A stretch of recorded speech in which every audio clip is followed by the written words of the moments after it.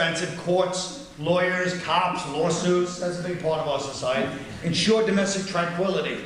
You know how much it costs to keep 300 million people tranquil? Live from Toronto, it's Colin Quinn! How embarrassing. I'm wearing the same shirt that I am in that... Don't you hate it when that happens? Yeah. You look fantastic, though. And then on Twitter, everybody's like, hey, you're wearing the same shirt, you cheap son of a... You know. You know what? Twitter really affects a lot of people's lives. I love how you tweet. You don't hold back when it comes to your tweets. You have a bit of a beef with Toronto's breakfast, with our breakfast that we served you. Something about the beans. You have a beef with the beans. How about where I was? Right next door at Sebastian's, my favorite place. At Senator? Oh, Senator. Same thing. It starts with an S. Yeah. So you said, hey, you Canadians put beans on my breakfast plate. Weirdos is the hashtag. Yeah, and then everybody starts calling me, saying, if you're really Irish, you'd know beans go for breakfast. People start attacking me. I'm trying to save this nation from beans. By the way, what phone are you using? Was that like the first cell phone ever made? Like, did you see it? It looks like Loch Ness Monster. Okay, I have bad photographic skills. Very blurry. People were attacking my skills too, always. The first time I had beans with my breakfast was in London, and count on you to discover it next door. Did you like the beans in the end? No, I didn't eat them. Okay. I shoved them right at the plate, and the waitress goes, "Oh."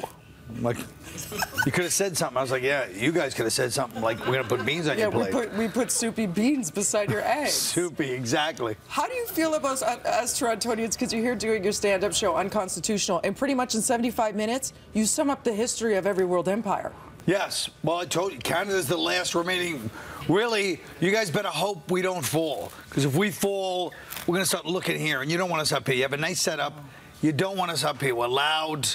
We want stuff all the time, you know what I mean? We're acquisitive. You better hope. Just keep sending TD Bank, keep sending money down, keep us alive. Okay. See, we need this sort of advice because we're kind of defenseless, as you know. We're just the little sweet dog next door. Exactly. You guys are so nice that even if you declared war, people go, come on. You're like, no, we're serious. We're declaring war. Yeah. Like, come on. Come inside. I'll make you some beans. I'll make you some eggs. That's very polite. I was at the Eaton Center yesterday, and everybody's very nice. I go to some homeless guy comes up because we don't let the homeless people in the malls back in the States, you know. And the guy's like just harassing me, so I go, get away from me. Like I go, get away from me. Yeah. And then this lady goes, oh my God, he's just asking you for money.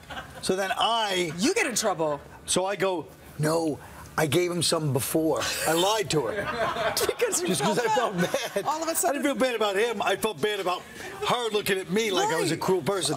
And I said it low because I knew if I said it loud and he heard, he'd go, he's a liar. He didn't give me anything. We do have acid tongues. Do you find that we are a great audience when you're doing your stand-up routine? Yeah, they're really great. They're like smart up here. I don't know what's going on. We love sarcasm. Yeah. And you kind of have that in spades. Oh, God, do I ever. Were you always this sarcastic and funny as a young Quinn? Yeah. Were people like, you should write comedy. You're funny. People would either say, you're funny, or you should die. Oh. It was one or two. You know, being sarcastic when you're like 11, it gets you a lot of beatings, too. It's not cute. So how did you end up at the SNL table? It's kind of a big deal. Yeah, I started as a writer there, you know. That's what it was, because I knew a couple of people there, and they were having a whole new shift. It was in the big shift of '95, they called it. Yeah. I just called it that. I christened it. It's my story and I'm sticking to it. I paraphrase. It was fun. It was definitely fun. I mean, it was a good time, yeah.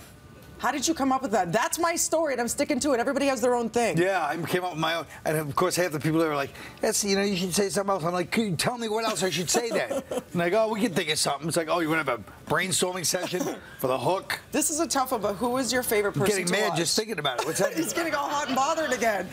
Who was your favorite person to watch host SNL? That moment I just discussed to you, worse than the beans. And worse than the Eaton Center debacle. Who was your favorite host to watch at SNL? I'm actually writing a screenplay, Incident at Eaton Center, based on yesterday's... Can you please? He's the best. You see, expect this and then some when you go check him out live. What else are you cooking up in terms of the big screen and small screen? We saw you in Grown Ups. Well, yeah, Grown Ups 2. Adam Sandler. And I named Grown Ups. You know, here's what bothers me, okay? And I'll say it because, you know, hopefully Adam's not up here. This son of a... He gave a Maserati to all the leads in the first one because they made so much money. Nice. Not me, but then I was the one that named Grown Ups. But you didn't get a Maserati? But he named Grown Ups too, in fairness. But I named Grown Ups. That was my idea. So you should he should Oprah some gift of a car of some sort. He should have given me something. At least a Vespa. No. I could see you rocking a Vespa. I can see you getting angry letters from Vespa right The now. main streets of New York City. Is that Colin Quinn? Whatever you do, don't ask him for any money. Don't put beans by his eggs. For more information, Driving around. is that you'd make your own little soundtrack?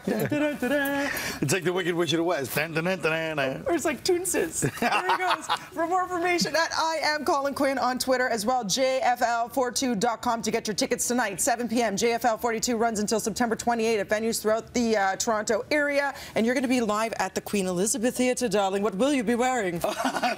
Well, the shirt certainly has worked well. Kev, over to you. That's his story, and he's sticking to it.